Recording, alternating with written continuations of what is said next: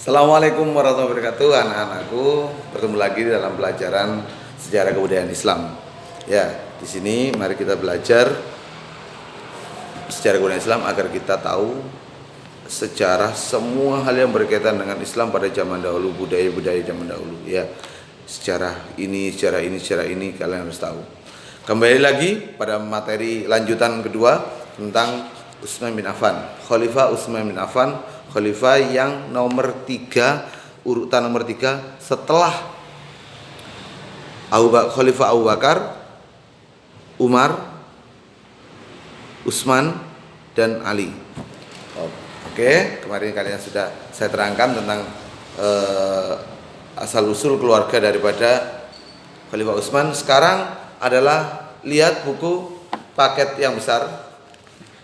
Buku besar ini halaman 11, perjuangan Utsman bin Affan sebagai khalifah. Ketika beliau menjadi khalifah, ya banyak hal yang beliau lakukan. Ketika sudah menjadi khalifah, banyak sekali hal yang sangat bisa beliau lakukan. Sebelum Khalifah Umar bin Affan wafat, sebelum Khalifah Umar bin Khattab wafat, ia membentuk majelis syuro. Majelis ini beranggotakan 6 orang. Ya, 6 orang sahabat Rasulullah yang semuanya itu pantas menjadi pemimpin. Ya, 6 orang ini pantas sekali menjadi pemimpin setelah Umar bin Khattab wafat. Nah, nanti dipilihnya oleh seluruh umat muslim yang punya hak milih. Ya, di situ yang pantas. Siapa yang pantas untuk menjadi pemimpin umat Islam setelah meninggalnya Umar bin Khattab. Nah, karena sahabat itu adalah 1 Utsman bin Affan, 2 Ali bin Abi Thalib, 3 Abdurrahman bin Auf, yang keempat Sa'ad bin Abi Waqqas, 5 Zubair bin Awam, 6 Thalhah bin Ubaidillah. Nah, majelis syuro ini berlangsung selama 3 hari. Ya, rapat ini, majelis ini, musyawarah ini berlangsung 3 hari. Dimulai hari Ahad dan selesai hari Rabu dini hari. Tepatnya bulan Dzulhijjah tahun 23 Hijriah. Tahun Hijriah itu dimulai ketika Nabi Muhammad hijrah dari Mekah ke Madinah. Bentar. Nah, Utsman bin Affan resmi menjadi khalifah ketika menggantikan Umar bin Khattab. Umar bin Khattab ketika Khalifah Umar bin Khattab ketika itu wafat. Oke. 1. Membentuk pemerintahan yang bersih dan berwibawa. Pada masa awal pemerintahnya beliau berhasil memerintah Islam dengan baik sehingga Islam mengalami kemajuan yang pesat. Khalifah Utsman bin Affan adalah pemimpin yang sangat sederhana, kaya raya, tapi sederhana orangnya, berhati lembut dan sangat soleh. Kalau Umar bin Khattab dengan tipikal yang keras, pemberani, ya. Kalau Khalifah Utsman bin Affan ini lebih lembut. Oke. Dalam bidang ekonomi seperti ini, seperti berikut. 1. Menerapkan politik ekonomi secara Islam secara umum. 2. Tidak berbuat zalim terhadap rakyat dan tetap dalam menerapkan pajak tidak berbuat zalim. Ya, kalau tidak punya ada ketentuannya sendiri. Lain dengan kita. C. Menetapkan kewajiban harta atas kaum muslimin untuk diserahkan ke dalam Baitul Mal. Jadi Baitul Mal itu adalah sebuah tempat atau lembaga di mana ini bisa menaruh untuk harta orang yang muslimin yang kaya-kaya, itu ditaruh, ada berapa bagian yang harus dimasukkan ke dalam Baitul Mal itu. Dan Baitul Mal itu kegunaannya untuk umat muslim juga nanti. Ya. Yang keempat, memberikan hak-hak kaum muslimin dari Baitul Mal. Dari Baitul Mal itu siapa aja yang pantas mendapatkan untuk dari harta itu. Apalagi para sahabat zaman dahulu kan kaya raya, saudagar, banyak yang jadi saudagar, kekayaannya itu melimpah ruah. Seperti yang kita tahu, Sayyidah Khadijah adalah pemilik dari sepertiga tanah yang ada di kota Mekah. Kota Mekah itu besar, tapi beliau adalah sepertiga. Itu menjadi istri Nabi Muhammad. Tapi Nabi Muhammad tidak semerta-merta langsung pakai kuda berlapiskan emas semua, tidak. Nabi Muhammad mengajarkan kita bagaimana hidup sederhana. Oke, yang kelima adalah menetapkan kewajiban harta kepada kaum kafir zimmi untuk diserahkan kepada Baitul Mal. memberikan hak-hak dan tidak mendolimi mereka. Jadi Khalifah Utsman bin Affan, Nabi Muhammad, Khalifah Umar, Khalifah Abu Bakar, Khalifah Ali ini selalu mengajarkan kita bagaimana melindungi hak-hak mereka yang meskipun beliau itu non muslim tapi tetap dilindungi. Ya, seperti Allah mengajari kita tentang Bismillah Ar-Rahman dan Ar-Rahim, menyayangi dan mengasihi. Ya, kalau Ar-Rahman untuk seluruh umat, kalau Ar-Rahim untuk hanya orang-orang yang beriman saja. Yang keenam adalah para pegawai pajak wajib menjaga amanah dan memenuhi janji. Kalau tidak, ya korupsi, dana itu langsung potong tangan. Kalau korupsi di Indonesia kan enak, nggak perlu potong tangan ya, pencuri di Indonesia nggak perlu potong tangan. Tapi kalau di kekhalifahan potong tangannya, seperti yang sudah diajarkan dalam Al-Quran. Ya, yang ke-7, 8 sekarang mengawasi penyimpangan dalam harta benda yang dapat menghilangkan kesempurnaan nikmat umat secara umum. Biar umat itu selalu bisa menikmati, apalagi kaum kafir, kaum fakir miskin, ya bisa menikmati yang ini makan enak, yang ini juga paling tidak jangan sampai kelaparan, ya jangan sampai kekurangan. Ada yang sakit, ambilkan dari Baitul Mal. Nah itu penting, Baitul Mal itu. Sekarang nggak ada ya Baitul Mal ya, nggak ada di Indonesia, nggak ada Baitul Mal. Yang ketiga dalam bidang hukum yang dibangun oleh Khalifah Utsman bin Affan adalah membuat tempat khusus kehakiman, majelis. Seperti sekarang itu pengadilan, ya. Sebagaimana diriwayatkan Ibnu Asyakir dari Abu Saleh pembantu Abbas, ia berkata, aku diutus oleh Abbas untuk memanggil Utsman. Lalu aku mendatanginya di balai kehakiman. Balai kehakiman itu namanya sekarang itu pengadilan negeri, pengadilan agama, seperti itu. Di antara hakim pada masa Khalifah Utsman bin Affan adalah satu Zaid bin Sabit, sang sekretaris Nabi Muhammad di Madinah, Abu Dzar di Damaskus, Ka'ab bin Sur di Basrah, Abu Musa al-Asy'ari di Basrah juga, Syurai di Kufah, Ya'la bin Umayyah di Yaman, dan Sumama di Sana'a, Utsman bin Qais bin Abi Ash di kota Mesir.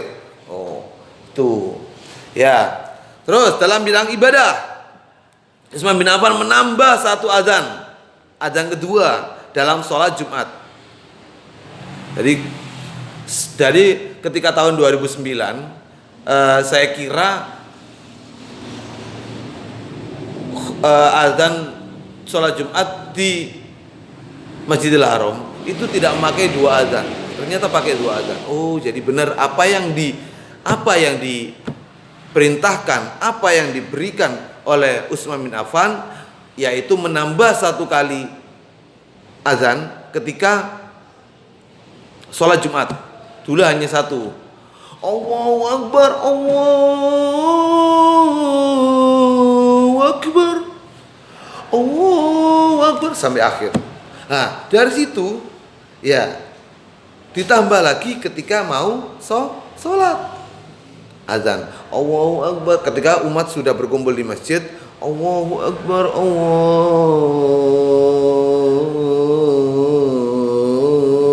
Akbar. Nah, satu kali lagi azan. Ya, Utsman melihat adanya kebaikan bagi masyarakat dalam penambahan azan itu, yaitu mengingat masyarakat tentang waktu sholat Jumat yang sudah sangat dekat. Hal ini mengingat wilayah kota dan perluasannya pemerintahnya sangat tambah besar. Jadi azan pertama itu pengingat bahwa waktu sholat itu sudah dekat. Nah, kalau sudah kumpul semua di dalam masjid, barulah azan kedua. Oke. Karena itu dia berijtihad dalam masalah penambahan azan ini dan kemudian disetujui oleh para sahabat. Yang kelima adalah membukukan Al-Quran. Lah ini yang sampai sekarang kita bahkan umat Islam yang jauh tahunnya dari zaman pemerintahnya Utsman bin Affan ini masih bisa merasakan, yaitu mushaf Al-Quran, pengumpulan Al-Quran, pembukuan Al-Quran di zaman Khalifah Utsman bin Affan. Peninggalan jasa ini ya didorong adanya perbedaan bacaan atau cara membaca di antara umat Islam, sehingga dikhawatirkan berpotensi menyulut api fitnah mengenai kitab suci Al-Quran. Ya, karena dulu nggak ada harokatnya, ditulis itu nggak ada harokatnya. Tadi membaca antara satu sahabat yang diserai oleh Nabi Muhammad, diajari oleh Muhammad satu ayat atau beberapa ayat. Nah, itu ditulis di kulit. Nah, karena perang terjadi, maka banyak peperangan terjadi, banyak sahabat meninggal, ya. Ditulis di tembok, ditulis di kain, ditulis di kulit hewan, ditulis di batu. Nah, ini jika para sahabat yang hafal ini meninggal, maka sudah hilang hafalan Al-Quran tadi. Maka dari itu pada zaman Utsman bin Affan dikumpulkanlah, dibukukanlah menjadi satu, dinamakan Mushaf Utsmani. Yang Anda baca sekarang itu namanya Mushaf Utsmani. Oke, wafatnya Khalifah Utsman bin Affan. Nah, ini yang penting. Utsman bin Affan, khalifah zaman dahulu itu tidaklah seperti pejabat zaman sekarang. Zaman sekarang bodyguardnya di mana-mana. Ya, bodyguard di mana-mana, dikelilingi sampai bunder gini. Kanan, kiri, depan, belakang, letter L, letter U, letter O. Wah, pejabat semua. Berapa perimeter harus diamankan oleh TNI, polisi. Kalau khalifah tidak, beliau berjalan sendiri, mati pun opo jari Allah. Nah, pada akhir tahun ke-35 Hijriah datanglah rombongan dari Mesir. Nah, ini untuk menemui khalifah, ya, menemui khalifah di Madinah karena tempatnya adalah di Madinah.